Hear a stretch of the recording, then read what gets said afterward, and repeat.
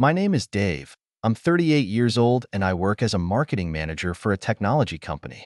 My wife Becky and I have been married for 12 years, and we have two lovely children, an 8-year-old daughter, Emma, and a 5-year-old son, Liam. From the outside, we look like a normal middle-class couple, but we have a special tradition in our lives. We belong to a circle of 4 families who had been friends for years. Me, Becky, my childhood friend Roger and his wife Mary, college friend Don and his wife Cheryl, and Becky's best friend Anna and her husband Mark. Many years ago, because we all love to fish, we started a tradition of annual fishing trips, where we meet each summer to go camping and fishing on a lake or at the beach to enjoy a rare moment of leisure. This tradition has been going on for 10 years.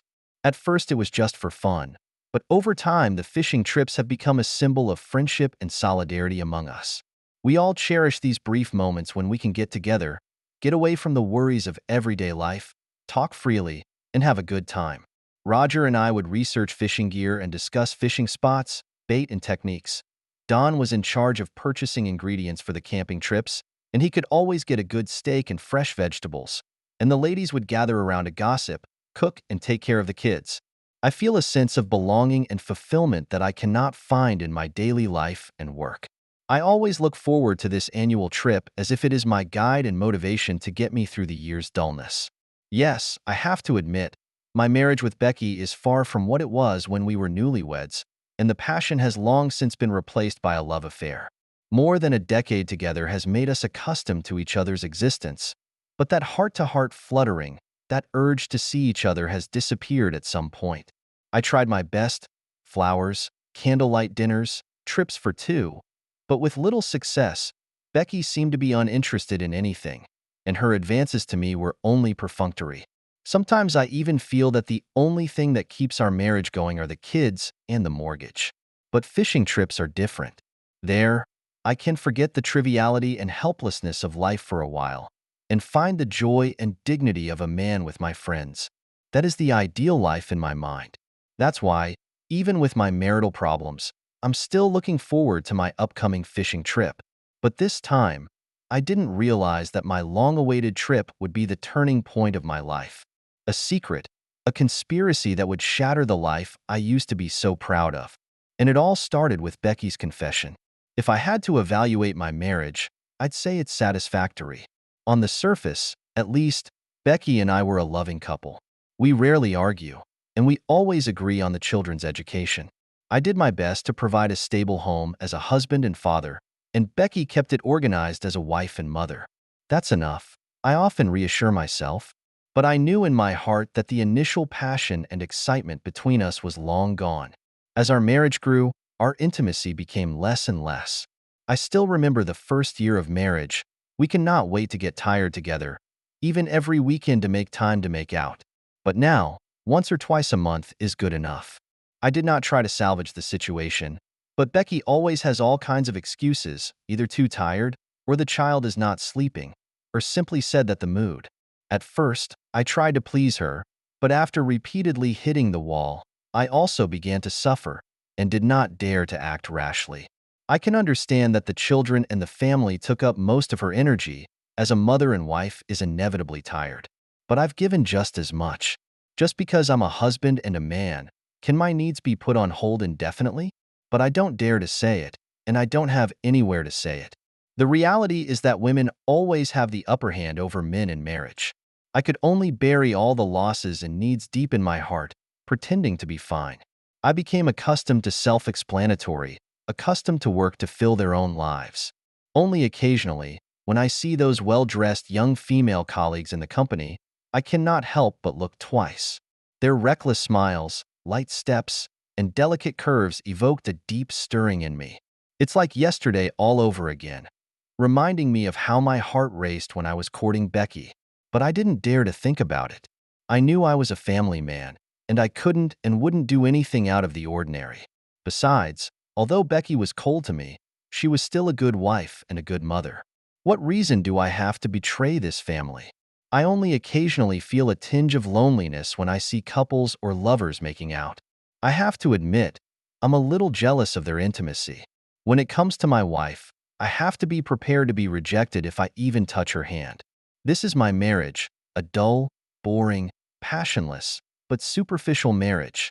This is probably a reflection of the life of most middle-aged couples. The initial passion will always fade with the years, but affection and responsibility will keep the marriage going. I thought I was going to live the rest of my life like this. After all, we had a good life.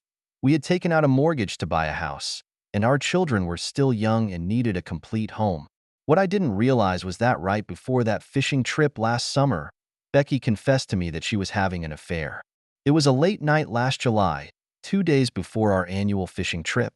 The kids had already gone to bed, and I was in the den getting ready to pack. Suddenly, Becky knocked on the door and walked in. "Dave, we need to talk," she said with a grimace. I thought something was wrong, but Becky rarely came to talk to me this late at night, and she looked so serious. "What's wrong? What's wrong?" I asked with concern, putting down my hand. Becky sat down in the chair across from me and took a deep breath, as if she had made up her mind. "Dave, there's something I've been keeping from you for a long time, but I've decided to tell you." My heart began to beat wildly, and a million horrible possibilities flashed through my mind. Was she sick? Is she getting a divorce? Or is something wrong with the baby? I almost screamed. "I'm having an affair," Becky said calmly. "It's been over a year." I was stunned. My mind went blank. I even thought I'd misheard, but the look on Becky's face told me it was true. My wife, the mother of my children, was having an affair. "What did you say? How could you? Why?" I was incoherent. My heart was in my throat. "Dave, I'm sorry. I know this is a shock to you," Becky sighed, "but our marriage has been in trouble for a long time, and you know it. There's no passion between us anymore, no understanding. I feel neglected by you, and my needs aren't being met." I was speechless. She was right, but I thought that was what every middle-aged couple went through. We had kids, a mortgage. I thought she'd understand. I never thought she'd go to someone else. "Then why did you tell me? Why now?" I asked shakily, not really wanting to know the answer. "Because I'm tired of sneaking around," Becky said calmly. "I want a divorce. I want my freedom. I'm moving out next week, and I've already found an apartment.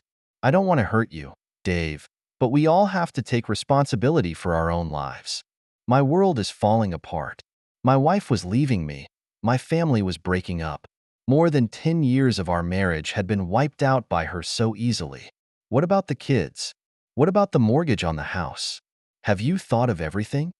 I asked, trembling, instinctively grasping for the last straw. "The kids can come to my place on weekends. As for the mortgage, I can pay you back my share," Becky said lightly, as if the whole thing had already been planned. "Also, I know that telling you this at this time will interfere with our travel plans, but I can't pretend anymore, and I don't want to hide. If you can't handle it and don't want to go on the trip, I understand." I was speechless and felt dizzy. I desperately wanted to retort, but no sound came out of my mouth. I wanted to ask her why she betrayed our marriage, to ask her to give me another chance. But I didn't say anything in the end, because I knew it was too late. I sat stonily in my chair as Becky listed her conditions, one by one. She wanted to move out. She wanted the kids to go to her place every week, and she wanted me to accept it. But who is she to do that? Why would she want me to cooperate with her after she hurt me? And what if I don't agree? What if I have to tell everyone that you cheated on me?" I said coldly, anger rising inside me. I couldn't just let her have her way. Becky laughed contemptuously, and that smile stung my heart. "Dave, I'd advise you not to do that. Otherwise, I'll sue you for libel. And do you know what that means?" I froze. Slander? What I said was clearly the truth. "How could you dash?" "Don't be naive, Dave," Becky interrupted impatiently. "You don't have any proof before the law that I cheated on you. If you say something out of the blue and cause damage to my reputation, I can sue you for damages." I sucked in a breath of cold air. I didn't realize Becky was so ruthless. "Also, if you insist on keeping the kids with you, I'll file a custody suit," Becky continued. "When the judge evaluates both of our financial and living situations, do you think you'll have the upper hand? I can get the best lawyers. You don't stand a chance." I got the chills. I knew Becky's family was rich, and she could afford the best lawyers. And me, an ordinary office worker, How can I compete with her? I can't lose the baby. It's my life. And the house, if you insist, I'll have it appraised for sale and take my share of the money. Becky said coldly, I know you can't afford the rest of the mortgage on your own, and you don't want to lose the family, do you? I clenched my fists, my nails digging into my flesh. How could Becky do this? How could she blackmail me with the kids and the house? Was our marriage so worthless? You don't care about this family. You don't care about my feelings, do you? I asked in desperation. You just want your freedom to hurt everyone. Don't say that, Dave, Becky sighed. Our marriage is dead in the water. I'm just a responsible person, and I don't want to live a lie. Do you think I'm not in pain? But someone had to take that step. I was speechless. Maybe she was right. I was too naive, too self-deceived. But I still couldn't accept it, couldn't forgive it. I'm giving you two choices now, Becky said calmly. Either you cooperate with me, give me freedom, we part peacefully, and the child can see you anytime. Either you go against me, then don't blame me for being rude. Think about it. With that, she walked out of the study without looking back, leaving me alone in the darkness. I collapsed into a chair, feeling a sense of suffocating despair. What should I do? What could I do? In this game of power, I'm a loser. I don't know how I survived that night, but Becky's cold words echoed in my ears and my heart was torn in two. One half of me was ranting and raving about how I was going to expose her betrayal and make her feel the pain of losing everything, while the other half of me was afraid of losing my children and my home, and of facing the outside world's judgment. I tossed and turned. I couldn't sleep. How could Becky do this to me? How could Becky do this to me? We've been married for 12 years. Was I not good enough for her? I did everything I could to give her a stable life, to give her everything she wanted. How could she betray our marriage, our family? The thought of her with another man makes me sick and angry. Who is that man? How did they meet? How is he better than me? Countless questions tormented my nerves, and I wanted to rush to find that man and beat him up. But reason told me not to. Becky was right. I didn't have any proof. If I acted rashly, I'd only make things worse, and then I'd only get hurt. But am I just going to swallow my pride and let her have her way? I was confused. As a husband, it was my duty to defend my marriage and my honor. But as a father, I couldn't afford to lose my children. Emma and Liam were my life. And without them, I couldn't imagine what life would be like. Becky had found my Achilles heel, and she knew that as a parent, I wouldn't risk my children's happiness. And that home, that love nest we built together. We saved up for years for the down payment and finally bought this house. It holds all our memories and dreams. How can I just give it up? What will I do if I lose the house? But on the other hand, I can't imagine continuing to live under the same roof with a woman who betrayed me. Every day when I face her, I think of her deception and my pain. I don't know how we can still get along, how we can act as if nothing happened in front of our children. My heart has never struggled so much. If I revealed the truth, I could lose everything. If I hid the truth, I felt like a coward. What's the right thing to do? Is there a way to get the best of both worlds? It was getting light, and I still had no answers. I could hear the kids waking up and Becky preparing breakfast in the kitchen. Everything seemed so normal, as if last night had been a nightmare. But I knew there was no going back, and the seeds Becky had planted had taken root. I had to make a choice, and whichever way I chose, it was going to cost me dearly. In 2 days, I'm leaving for a fishing trip with Becky and my friends. How am I going to face them? How do I hide my pain? Should I ask them for help? I don't know. All I know is that I have to make up my mind as soon as possible. Because if I miss this chance, I may never get it back. I ended up going on that fishing trip with Becky. I didn't want my friends to get suspicious, and I didn't want to miss this unique opportunity. Maybe by getting away from everyday life and immersing myself in nature, I could forget about my worries for a while and figure out what was ahead. As I sat in the car on the way to Lakeland, I tried to keep my spirits up as Roger and Don huddled with me, chattering about their new rods and lures. I was barely able to respond, but my mind was not on fishing at all. Becky was sitting in the front row, talking and laughing with Anna, as if everything was normal. I felt a surge of anger at her lack of guilt. How could she be so oblivious? How could she smile so happily? Was her affair and threats all in my head? At the lake, everyone set up their own tents, and Don excitedly built a fire for the barbecue lunch. The kids played around the lake while the ladies chatted and soaked up the sun. I was the only one sitting in my tent, staring at the lake.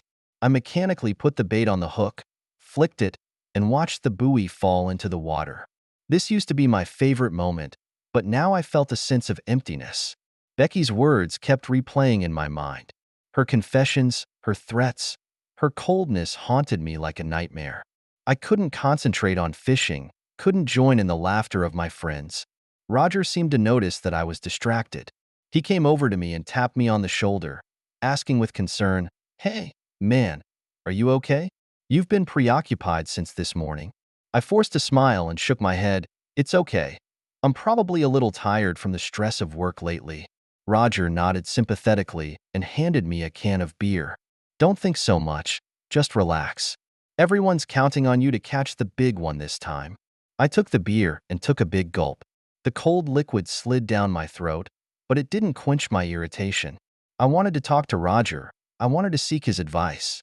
But I was afraid that he would be disappointed in me, that he would look down on me. Maybe he would think I deserved it, that I was useless, that I couldn't even manage my own marriage. I turned my eyes to the lake and watched the sunlight jump over the water. It was so peaceful and beautiful here, free from the world. But inside, I was in such a state of turmoil that I couldn't find peace. The whole afternoon, I was absent-mindedly sitting by the lake, mechanically throwing the hook and reeling in the line. Occasionally, some fish caught the hook, but I just threw them into the fish basket indifferently, without any sense of accomplishment. From time to time, my friends would come over to talk to me, but I always did it in a perfunctory way. I could feel their doubts and worries, but I couldn't explain them. I just wanted to be alone and escape from all my problems. The sun was sinking, and the kids were tired of playing and had returned to their tents to rest. The ladies were preparing dinner, and Roger and Don were chatting away. I was the only one still sitting by the lake, unwilling to leave, Becky's shadow always lingering in my mind. No matter how hard I tried, I couldn't get rid of the feeling of being betrayed and humiliated. What should I do? Should I confess everything to my friends here and ask for their help? Or should I continue to suffer alone until I find a solution? As night fell, a campfire was built in the campground. Songs and laughter echoed in the firelight, but my heart was so cold that I couldn't get into the fun anymore. It was late at night, the boys and ladies had gone back to their tents, and Roger, Don and I were sitting around the campfire with beers in our hands, chatting away. Maybe it's the alcohol. Maybe it's because I've been holding it in for too long these past 2 days. I finally got up the courage and decided to confess to my friends. "Guys, I have something to tell you." I took a deep breath and felt my palms sweat. Roger and Don looked at me quizzically, waiting for me to continue. "Becky, she's cheating on me. Right before we left, she told me she was having an affair." I struggled to say the words and felt my throat tighten. Roger and Don's eyes widened, obviously not expecting to hear this. They looked at each other in shock, not knowing what to say for a moment. "Jesus, Dave, this is so sudden." Roger stammered, "Are you sure? Could it be a misunderstanding?" I smiled bitterly and shook my head. I wish it was a mistake, but she told me herself. She said she was tired of our marriage and wanted a divorce. "But how can she? You've always had a good marriage," Don said incredulously. I sighed and repeated what Becky had said. I told them how Becky had accused me of neglecting her and how she claimed there was no passion between us.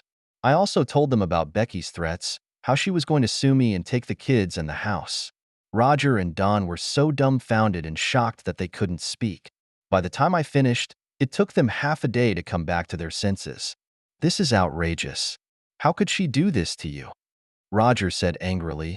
"If she cheated on you, how dare she threaten you? Damn woman, you were so nice to her." Don was furious too. I felt a small sense of relief that at least my friends were on my side. But what should I do next? I really don't know what to do, guys. I said bitterly, "If I expose her, I could lose everything. But if I keep my mouth shut, I'll feel sorry for myself." Roger and Don were deep in thought. After a while, Roger speaks up. "Dave, it's a tough one. Becky's trying to force your hand. He rubbed his chin and said, "You've got to figure out how important the kids and the house are to you. If you think that's your bottom line, you might have to take a step back." That's right. You may not have the upper hand in a lawsuit against her. Don chimed in, "You'll have enough legal fees." I nodded. They were right. But I'm still not happy about it. But if I just let it go, won't she get away with it?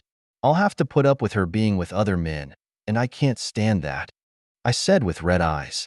Roger sighed and patted me on the shoulder. "I understand that, bro. But you have to plan for the future. If you lose the baby, you'll suffer more in the future. Maybe Becky's just talking about it and won't divorce you." Don reassured me, "Maybe she'll regret it later." I forced a smile, but in my heart I knew it wasn't that simple. I could see Becky's determination, and she wasn't going to change her mind so easily. "I'll think about it. I'll have to think about this." I threw a branch into the fire and watched it crackle. Thanks for listening to me, guys. But don't tell anyone, especially not our wives. I'm not ready for everyone to know. Roger and Don assured me of confidentiality and again patted me on the shoulder in support. I felt a small sense of comfort in knowing that I wasn't alone. But Becky's dilemma still stuck in my throat, and I still had to make hard choices. What I didn't realize was that the biggest blow was yet to come. After that long talk, I thought that I had more or less lifted some of my psychological burden. After all, it's always a relief to talk to a longtime friend. But the next day, an unintentional discovery made me suspicious of Roger and Don. Early that morning, I was walking in the woods outside my tent, trying to calm down. Suddenly, I heard Roger and Don talking. Their tent was on the edge of the woods, and although they kept their voices down, I caught a few words. "I didn't realize Dave already knew. That Becky bitch promised to keep it a secret. We've got to get Dave to accept the reality of the situation and not let him take it too seriously, or we're all going to be in a bad way. Don't worry, Becky's got it all figured out. Dave won't be a match." I'm stunned. "What do you mean? We're not going to be good enough." "What do you mean? Dave's no match." Did Roger and Don know about Becky's affair all along? Were they helping Becky hide it from me? For a moment, I felt sick to my stomach. My best friends, the people I trusted most, were involved in this conspiracy? Was their support and comfort last night just an act? I couldn't believe it, but the signs were becoming clearer. In retrospect, Roger and Don always seemed to be saying nice things about Becky to me, both consciously and unconsciously, always urging me to be more sympathetic to her struggles. And whenever I wanted to have a long talk with Becky, they would always find some excuse to get out of my way. I felt a chill. Was this all premeditated? They knew Becky was having an affair, and they helped her hide it? Why would they do that? Did they get something out of it? My mind was in turmoil. I didn't dare think of the worst possibilities, but deep down, a horrible suspicion was emerging. Could it be that Becky's lover was Roger or Don? Had I been cuckolded by my best friend? No, it's not possible, I told myself. How could Roger and Don do something like this when they're both family men? I desperately tried to tell myself, but a voice in the back of my head argued that it was because they had families that they needed to hide it. I felt a wave of vertigo. What should I do? Should I confront Roger and Don and force them to tell the truth? But won't it hurt if I blame them? While I was in a dilemma, Becky came to me. She looked calm, as if she had read my mind. "Dave, stop struggling." She looked me straight in the eye. "I know you already suspect Roger and Don, but you realize that you can't prove anything. Even if you ask them, they won't admit it." I looked at her in surprise, wondering how she could see right through me. "How did you?" "I know you too well, Dave," Becky sighed. "You're a good and decent person, and you can't accept that someone close to you is being unfaithful. But that's just the way it is, and there's no point in trying to fight it. Instead of adding to your worries, you should accept the reality and give each other a new start." I felt a pang of despair. Becky was right. I was only torturing myself by doubting Roger and Don. Without proof, they wouldn't admit it, and there was nothing I could do about it. Maybe Becky is the one who knows me best. I'll think about it. I bowed my head, feeling more tired than ever. Becky nodded and turned away. I, on the other hand, felt even more confused than before. Who do I trust? What should I do? My friend's betrayal was a blow to my head. What else could I trust? Looking at the shimmering lake, I felt so lonely and helpless for the first time. So, everything I insisted on was just an empty dream? Ever since I overheard Roger and Don's conversation in the woods that day, I've been feeling more and more uneasy. One horrible thought kept coming to mind. Was Becky watching me? She seemed to know every move I made, and it gave me the creeps. I began to think about the details of what had happened. Every time I tried to talk to my friends, Roger and Don would show up just in time to take me away. Every time I tried to check Becky's cell phone, she deleted all the messages. Even when I went to work, she knew exactly when I would be home. Is all this really just a coincidence? Or am I really being watched by her? I felt suffocated at the thought. Has she taken away my privacy, my freedom? I became suspicious and paranoid. I was afraid to speak up at home for fear that she would overhear me. I didn't dare to browse any sensitive information on my computer for fear of being monitored by her. I even began to wonder if my cell phone and car were bugged and tracked. It was a nightmare. I felt like I was walking on a tightrope every step of the way, and that Becky could catch me at any moment. I don't know why she's doing this. Does she really distrust me that much? Or does she want to control me so that I can't run away? I decided to find out. While Becky was out shopping, I began a frantic search of every corner of the house. I checked every appliance, every outlet, even the wallboards and carpets.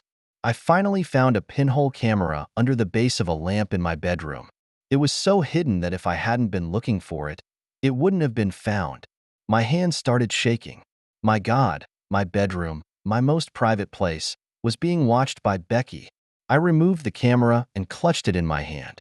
A wave of unprecedented anger washed over me. Anger like I've never felt before surged through me. How could Becky invade my privacy like this? What right did she have to spy on my every move? Our marriage was already in deep shit. Why would she add to it? But reason told me not to be impulsive. If I questioned Becky now, it would only let her know that I had found the camera. She'll be prepared, and I'll be in a passive position. No, I have to hold back. I have to gather more evidence before I can show her the truth. I hid the camera and acted as if nothing had happened. But from that day on, I watched Becky's every move. I started paying attention to the way she talked, the way she looked, even her cell phone and her computer I tried to check. To my dismay, I couldn't find any direct evidence, and Becky seemed to be a naturally discreet person who never showed any sign of weakness in front of me. There were times when I wondered if I was being too sensitive, or if Becky was really innocent. But every time I saw that camera, I knew it was all true. The marriage I was once so proud of had been hollowed out by lies and deception, but I still didn't know what to do. Exposing Becky would mean a clean break, the loss of the kids and the house. But keeping my mouth shut would be tantamount to letting Becky get away with it, and I would never be able to get back on my feet. I feel more helpless than ever. Where do I go from here? Who can I trust? One blow after another made me doubt everything. Love, friendship, marriage, are they all just illusions? Is the human heart really so unpredictable? The only thing holding me together is my determination to find the truth. No matter what the cost, I will uncover the truth. Even if I have to face the cruelest of realities, I will not turn back, because I know that only the truth will set me free, even if it means tearing my heart out. Okay, I'm continuing to export Chapter 10 of long novel story 2023052-5-001, strictly following the details of Chapter 10 and continuing to use the male narrator's point of view to control the frequency of dialogue. The following is the full text of Chapter 10. I finally made up my mind to investigate this thoroughly. I hired a private detective to follow Becky and investigate her every move. At the same time, I also began to spy on Roger and Dawn, checking their phone records and email exchanges. A few weeks later, the detective brought in his findings. It was a thick file of photographs, recordings, and evidence. As soon as I turned the first page, my hands began to shake. In the photo, Becky was seen with a man, close and intimate. That man, Roger, my best friend, the one I trust the most, is screwing my wife. I felt a wave of vertigo. But what devastated me even more was the evidence that followed. On the recordings, Becky and Roger were discussing their affair with impunity, and Roger even mentioned that he was going to help Becky win her divorce case so that she could get a bigger share of the money. Emails showed that Dawn had been passing information and arranging encounters for them. It dawned on me. It was all a conspiracy. Becky and Roger had been working together for a long time, and Dawn was their accomplice. Together, they tricked me, lied to me, and betrayed me. The so-called care and comfort were just lies designed by them to paralyze me. I felt a tearing pain. How could I be so blind? How could I not see the people around me? I treat them as my best friends, but they treat me like a fool. I gave everything for this family, but in the end, I got betrayed by my wife and friends. Anger, humiliation, sadness, all of these emotions mixed together and almost drowned me. I hated Becky's heartlessness, Roger's hypocrisy, and Don's helpers. But more than that, I was disappointed in myself. How could I be so weak, so cowardly? I obviously sensed the clues, but I never dared to confirm them. I'd rather lie to myself than face the truth. At that moment, I was overwhelmed with despair. My marriage, my friendships, everything I was so proud of was gone. And I was just a pathetic loser, watching my life fall apart. What should I do? Should I tell the truth and let Becky and Roger suffer the consequences of their betrayal? Or should I leave quietly and start over in a place where no one knows me? Every choice seemed to mean more pain. Maybe I should choose to forgive? After all, they were my favorite people. The good memories of the past. Are we going to be tainted by these ugly? Besides, I don't have the courage to face a long divorce proceeding, and I'm more worried about the children being hurt. But another voice told me I couldn't just let it go. If I chose to keep my mouth shut, I would be encouraging their betrayal. What kind of man am I if I can't defend my honor? What's more, I can't guarantee that they won't hurt me again. Only with the truth can I put an end to all this. I struggled for a long time, but could not make up my mind. I knew that no matter what I chose, I would face painful consequences. I would lose my wife, my friends, my children, and even my current life. Everything would be turned upside down, and there would be no peace. But isn't life made up of countless choices like these? No one can be spared. No one can avoid the pain. Perhaps, after experiencing betrayal and hurt, I can truly see the truth of the world. Maybe, only by letting go of the past, I can start again. Looking at the evidence in my hands, I made a decision. It was a hard decision, a costly decision, but I knew that this was the path I had to take. Because only in this way can I find myself, find my dignity, find my freedom. No matter how much hardship lies ahead, I will face it bravely. Because I realize that the meaning of life is not to wait for the storm to pass, but to learn how to dance in the storm. This time, I won't run away. When I made the decision to fight back, I felt a strength I had never felt before. This power dispelled the confusion and cowardice in my heart and replaced it with a sense of calm and determination.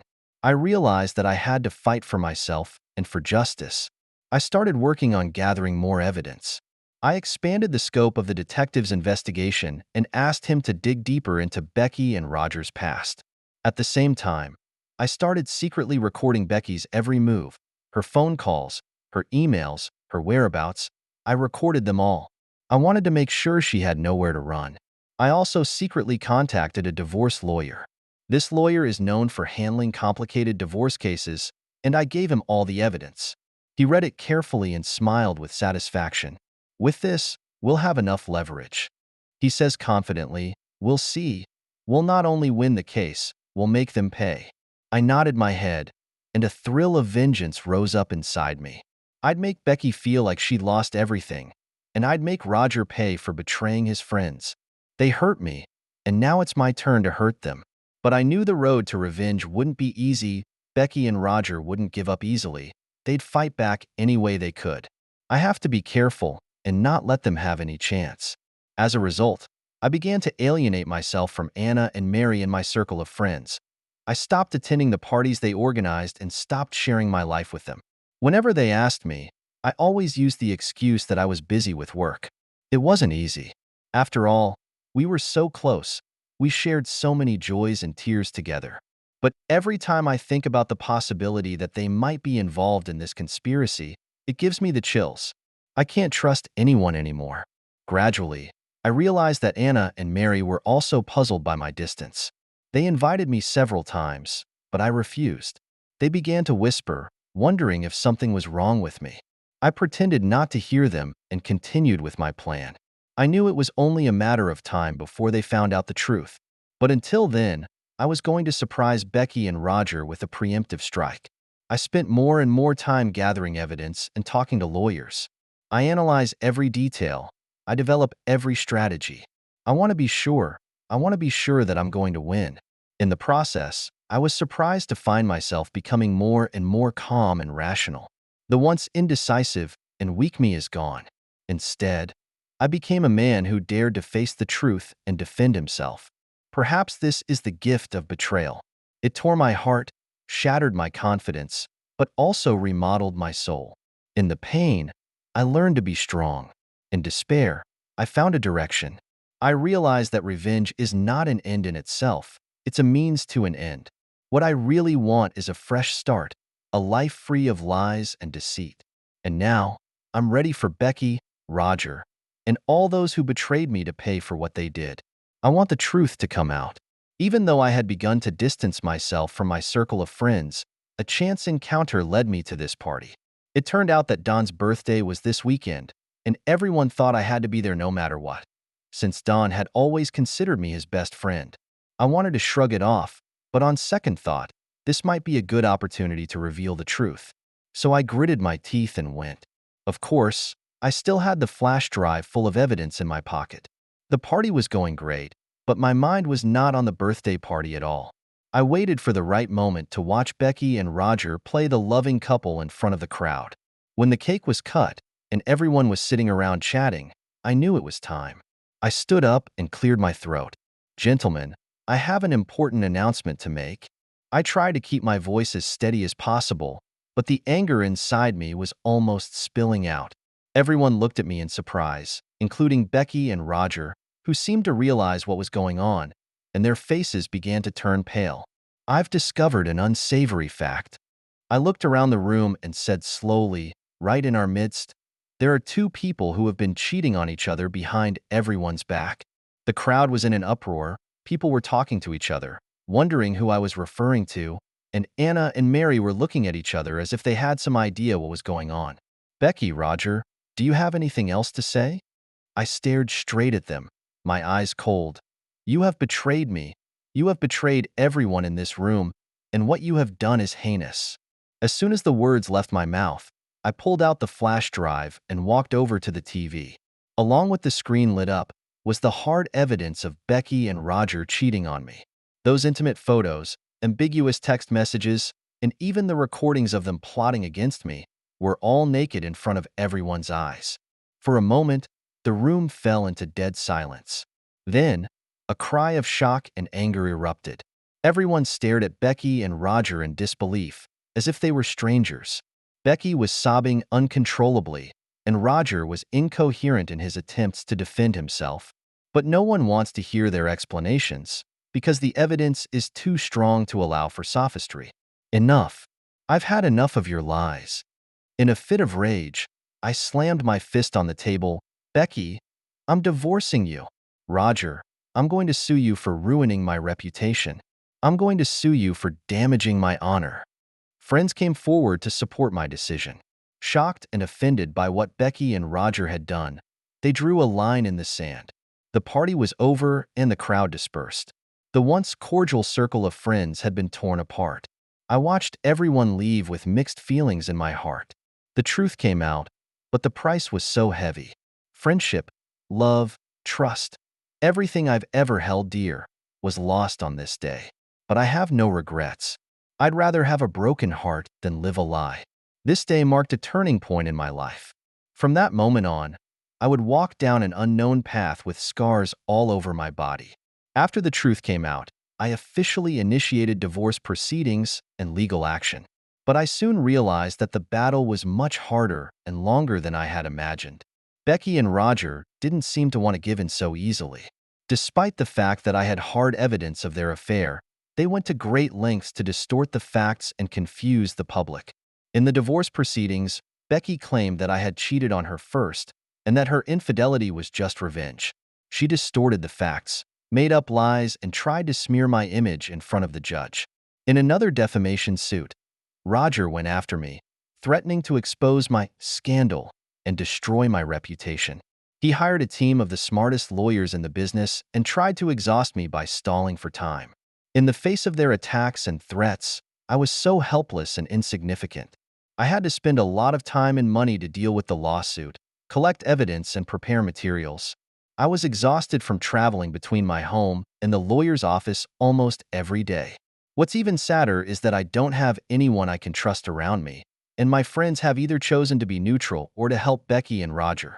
My friends had either chosen to remain neutral or to help Becky and Roger, and I was left to face the situation alone. Countless times, I felt desperate and exhausted.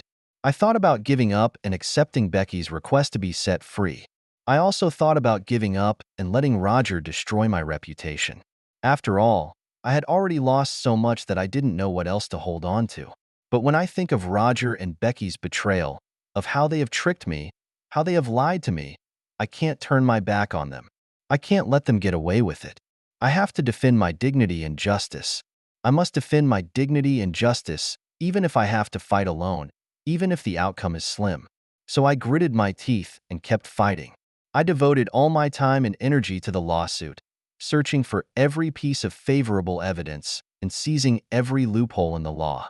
I consulted the best lawyers, learned about the law, and defended myself. Gradually, I gained the upper hand in court. The evidence I presented was admitted, and Becky and Roger's lies were exposed. And their lawyers began to realize that they were up against a formidable opponent. Finally, after more than a year of tug-of-war, the court issued a final judgment. I was awarded custody of the children and a large portion of our joint estate. Becky was awarded some alimony, and Roger was ordered to pay me a large sum of money for emotional distress. The moment I heard the verdict, I breathed a sigh of relief. It was finally over. I was scarred, but at least I had defended my honor. The cost, however, has been enormous. In addition to the loss of money and time, I also lost my once proud reputation.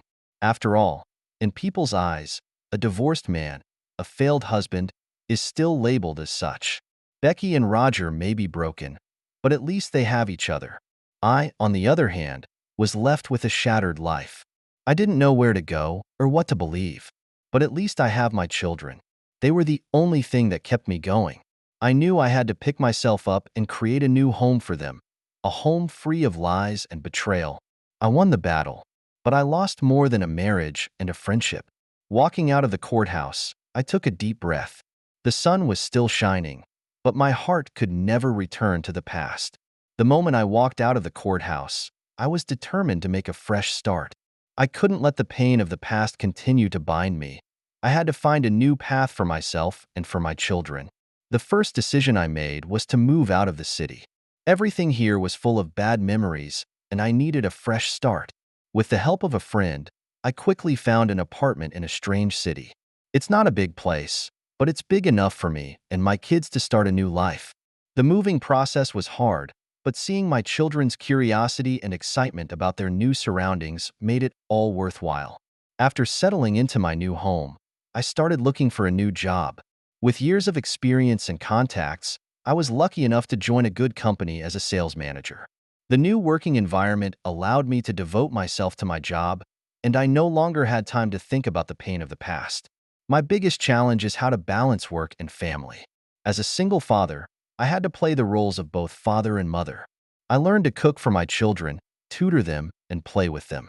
Every day is very busy, but seeing their smiling faces gives me a great sense of relief. Gradually, I realized that I was becoming stronger and stronger. The once devastated me was gone.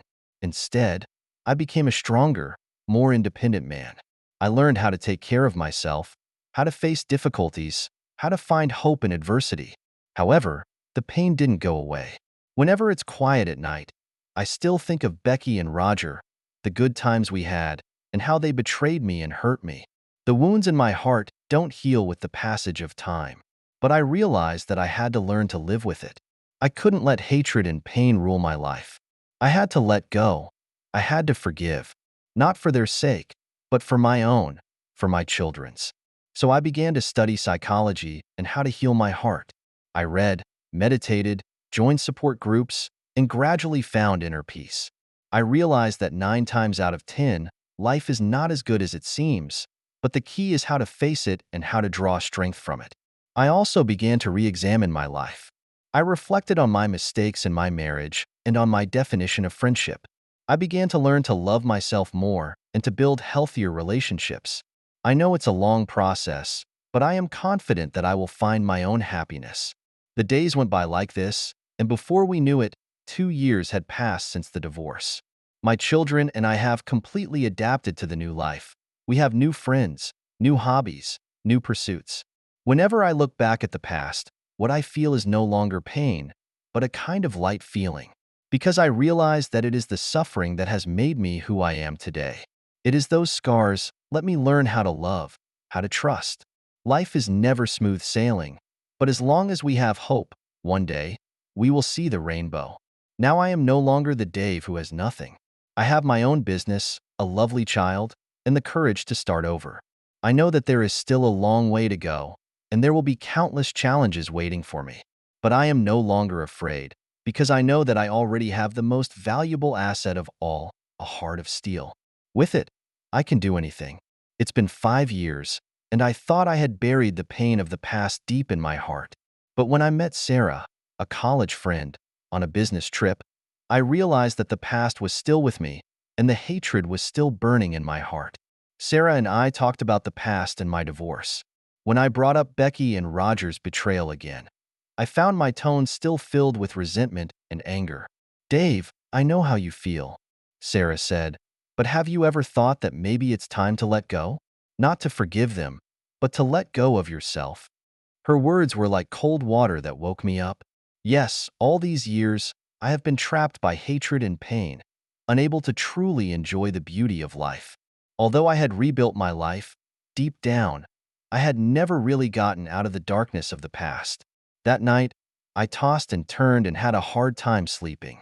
I began to reflect on my life over the years. I had a stable job and a lovely child, but my heart was never really at peace.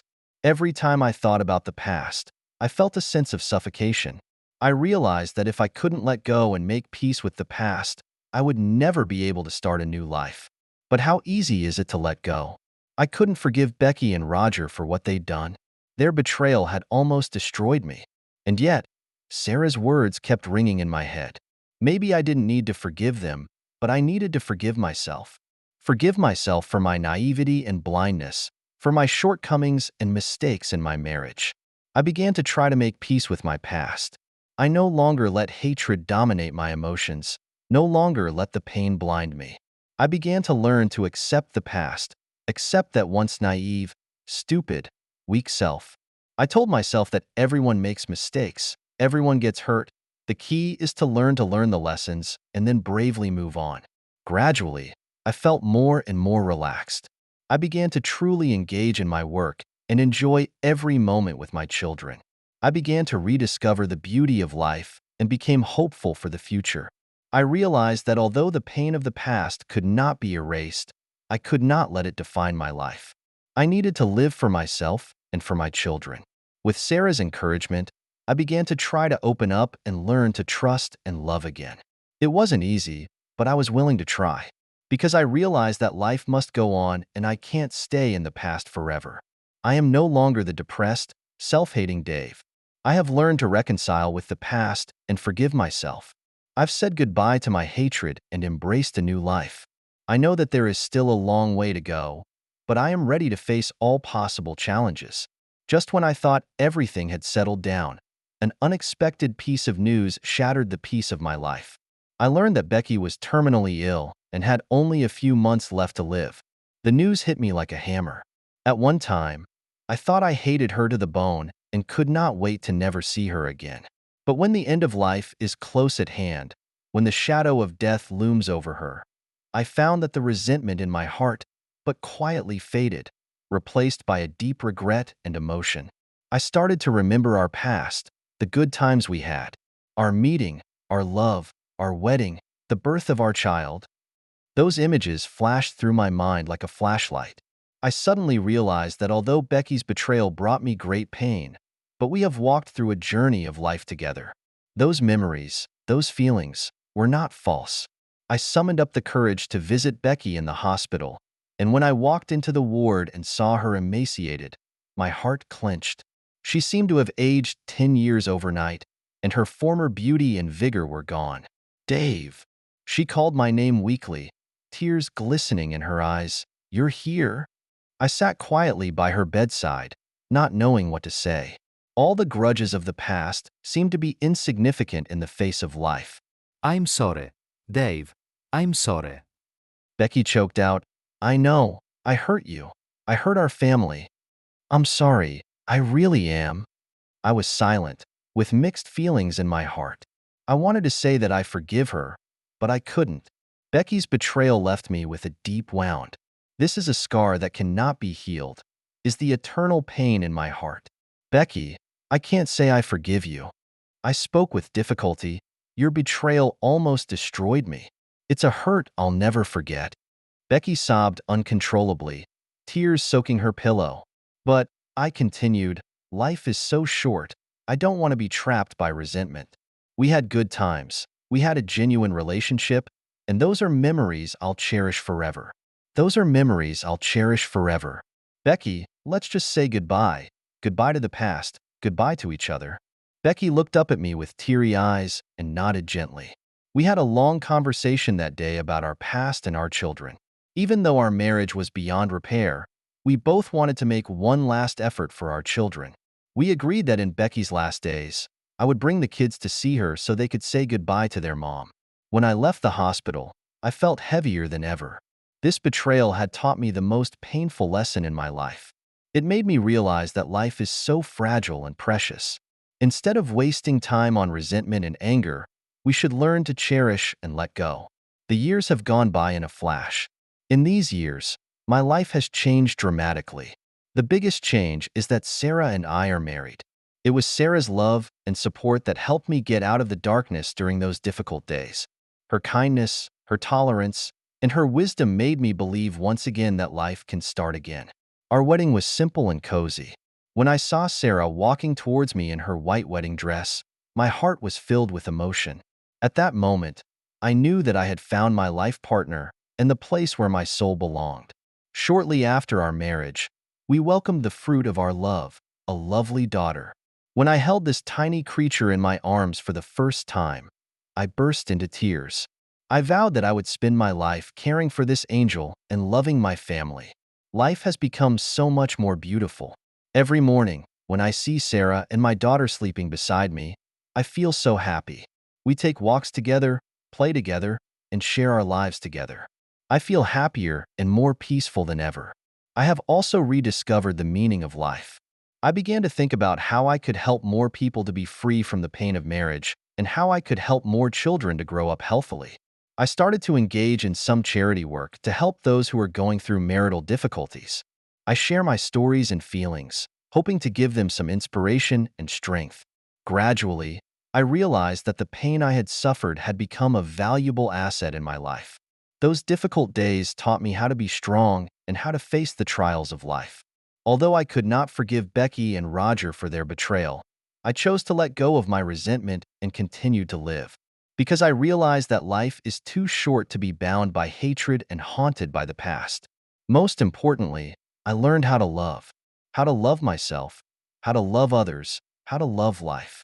I have learned that love is not possession, not control, but giving, respecting, tolerating.